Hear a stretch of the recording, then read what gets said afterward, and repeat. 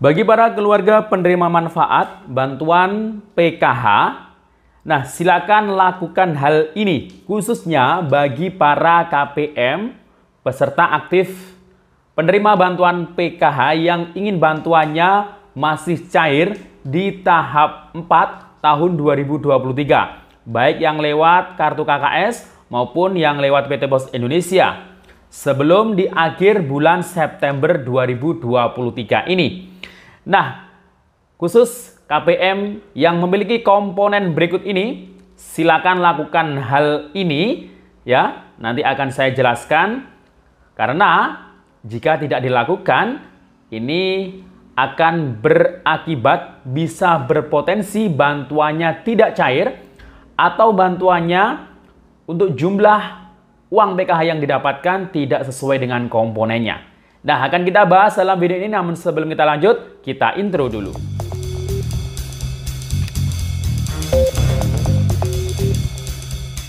Assalamualaikum warahmatullahi wabarakatuh.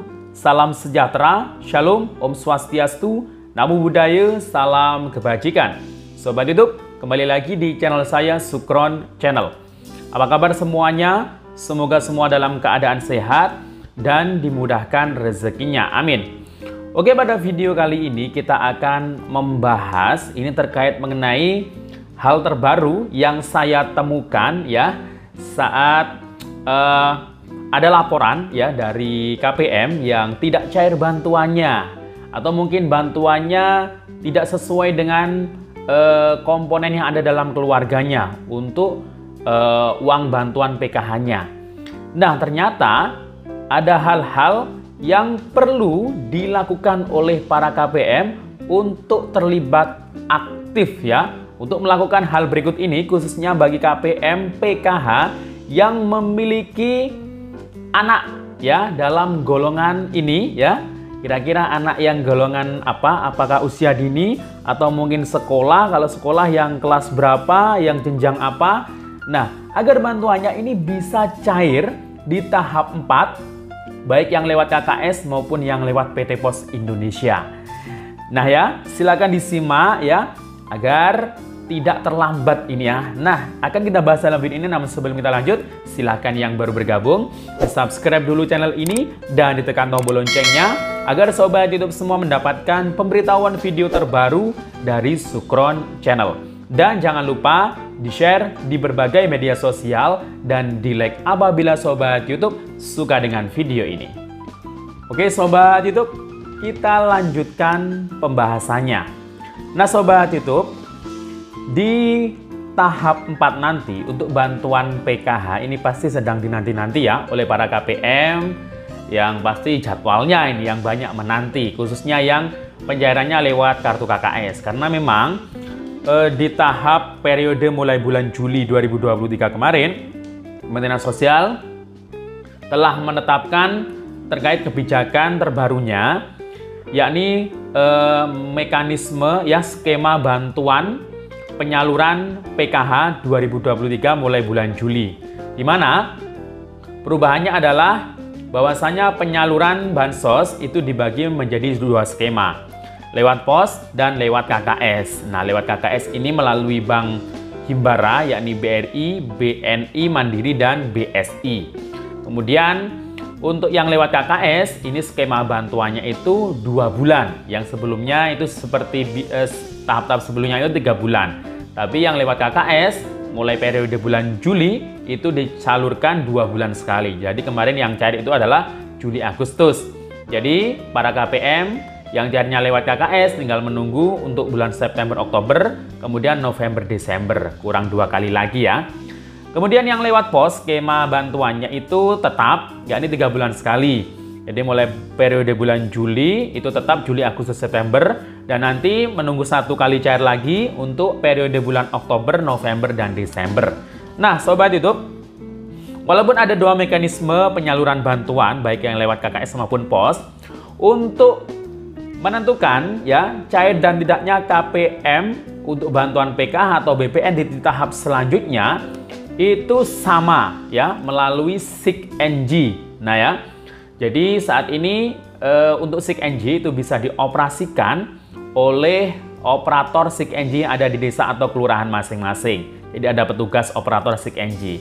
Nah, mereka yang bisa mengusulkan ya, masyarakat yang mungkin belum masuk DTKS ingin dapat bansos bisa diusulkan melalui musyawarah desa atau kelurahan melalui aplikasi SIG-NG tersebut.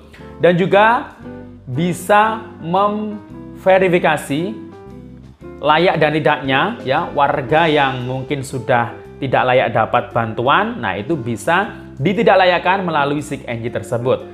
Nah, untuk penidaklayakannya itu banyak alasannya, karena mungkin sudah mampu jadi PNS, TNI atau Polri, kemudian alamat tidak ditemukan, perangkat desa, bansos ganda suami istri, tidak layak bansos masih layak BBI, kemudian orang yang sama beda nik dalam satu kakak hanya layak satu bansos, kemudian penghasilannya bersumber dari negara. Nah, kan banyak sekali ya alasannya, atau mungkin meninggal tanpa ahli waris. Nah, kalau ada yang meninggal tapi ada ahli waris dalam satu kakak, kalau masih masuk kategori miskin, itu bisa diganti pengurus ya. Jadi jangan khawatir untuk membuat surat kematian jika satu kakaknya atas nama yang menerima bansos meninggal. Nah, ini bisa langsung diganti pengurus melalui operator SIG-NG yang ada di desa atau kelurahannya. Jadi silakan lapor. Nah, kemudian selain itu, nah ini khusus KPM PKH, karena PKH itu kan ada aturan tersendiri juga. Jadi dalam aturan PKH itu harus ada komponen, baik itu anak usia dini, kemudian anak sekolah, SD, SMP, SMA, lansia, dan juga disabilitas berat, dan juga ibu hamil. Nah, terkait mengenai PKH, nah ini masih menjadi tugas kewenangan dari pendamping PKH ya. Jadi pendamping PKH ini masih memiliki tugas untuk mendampingi para KPM yang mendapatkan bantuan PKH. Nah, terkait mengenai sinkronisasi data atau pemutakhiran data KPM, itu juga menentukan cair dan tidaknya bantuannya di tahap selanjutnya atau di setiap tahapan.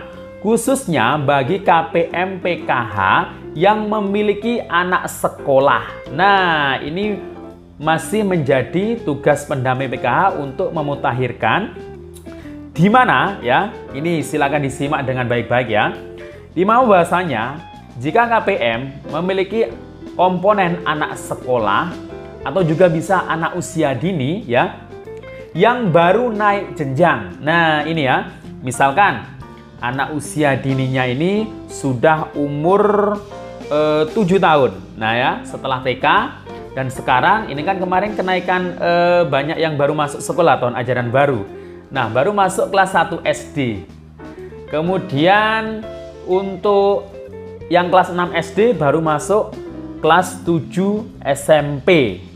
Kemudian yang kelas 9 SMP baru masuk kelas 10 SMA atau SMK. Nah, ini ya silakan disimak yang punya anak kelas 1 SD, kelas 7 SMP atau kelas 10 SMA, SMK. Nah, yang baru naik jenjang ini silakan dilaporkan ke pendamping PKH-nya masing-masing untuk disinkronisasi datanya. Tidak hanya itu, setiap naik jenjang kelas itu sebaiknya ya, tapi ini yang paling penting itu adalah yang berubah jenjangnya.